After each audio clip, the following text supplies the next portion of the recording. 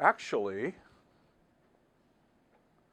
well, we could talk, yeah, sure, we could talk about that, absolutely. The new project? Yeah, So I got two new projects. Two new projects? People in this organization have about 6 irons in the fire all the time, which is, it's just a lot of fun. Sometimes it's hectic, but it's fun. So, first off, do you mind introducing yourself and the organization you work for? I'm John Hughes, and I get to work with a legacy project, which does oral histories for the Office of the Secretary of State. And what do you do? I go out and I interview interesting people, and the goal is to find the mandate. For starters, is to deal with former members of the executive branch, that governors, secretaries of state, lieutenant governors, and the like, former members of Congress and the judiciary, and then there's a lovely codicil that says that we can find other people from all walks of life who've made important contributions to the political history of the state. So we found a 95-year-old civil rights leader in Bremerton, and she turned out to be one of the best stories we'd done. And when was that? That was 3 years ago. And what are you working on currently? Currently, I've just finished the first half of a project about family-owned newspapers in Washington State.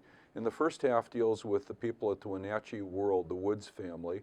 Wilfred Woods, the patriarch, is 94. His son Rufus is 57.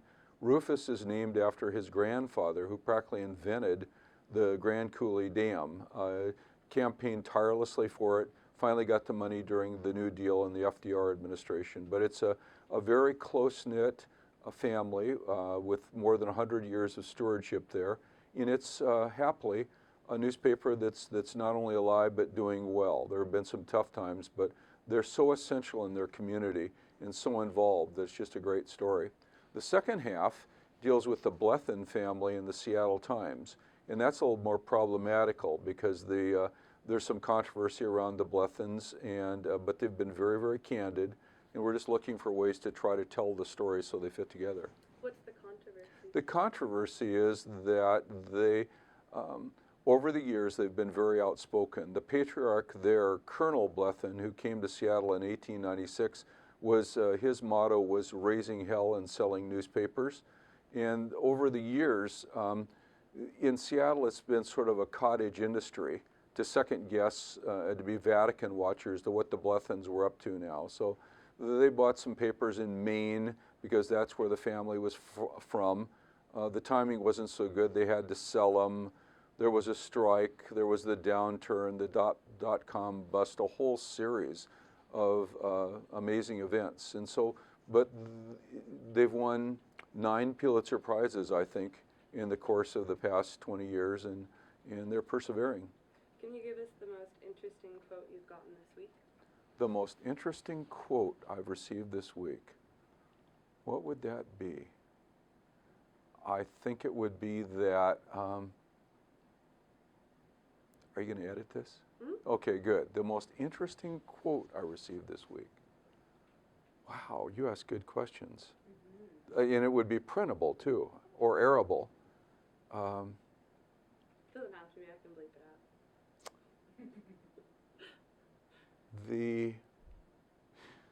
I was. Transition line between the families that would be much easier to be recycled. Yes, that's a good one. Yeah, that's not a quote, but in Wenatchee, if you happen to be the son of Wilfred Woods, who's beloved, if you walk down the street with 94-year-old Wilfred Woods to get one of the first papers hot off the press, Wilfred is waving to passersby and is generally adored because he's such a wonderful, avuncular, public-spirited guy.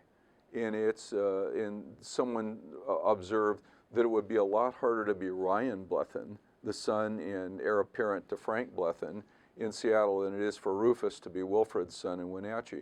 And it just goes to show that what it's like in a small town versus a major city where there's a lot of blogs and alternative press and people watching your every move. I really do think it's a lot like the Vatican watchers who divine all sorts of things every time the Pope changes his shoes or gets cold. So it's pretty interesting stuff. I don't think that's a quote, though. The quote would be, I asked as a side project, I was interviewing a 92-year-old World War II veteran. And I asked him the really good question that's always obligatory. Do you remember VJ Day? Do you remember Pearl Harbor Day? As if it were yesterday. And he said something to the effect like, everything in the world changed just in one radio broadcast on a Sunday afternoon. He was just graduating from college. Who knew? He was in love. Who knew what was going to happen? The world was in complete turmoil. And within a matter of weeks, the United States of America was at war with not only Japan, but Italy and Germany. And there was this enormous cataclysm. It sounds like you identify with whatever subject it is that you're writing about. It's easy to get hooked. Going back to the newspaper families, that kind of juxtaposition between small town life and big city life newspapers, is that something that you're trying to incorporate and represent in your book? Absolutely. It's really fascinating. It seems that, as a former newspaper man, my conclusion early on has been borne out by my research, and that is that newspapers haven't done nearly a good enough job in making people understand that rumors of their deaths are greatly exaggerated.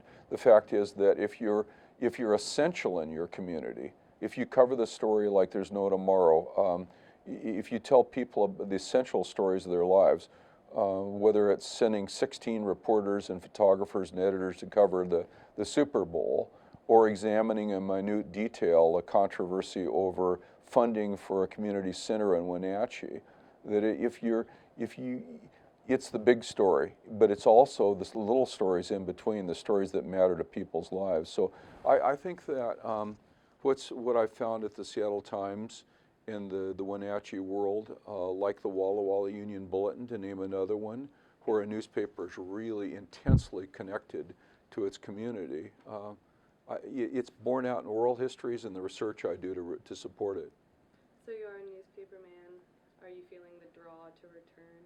No, I did that for 42 years. And in my spare time, I was always writing history. So when I had a chance to get to work with Trova and Lori on this project, it was just like, it was a wonderful battery recharging moment, because I'd done a lot of, they say in newspapering that you do the first rough draft of history. In this job, you get to really go below the cuticle and research and do the things that really, as Trova says, make for the story. So I've had, these nearly 6 years have been the best years of my whole career. That's great. And do you mind saying your name and what you do again? I'm John Hughes, and I'm an oral historian for the Washington State Secretary of State.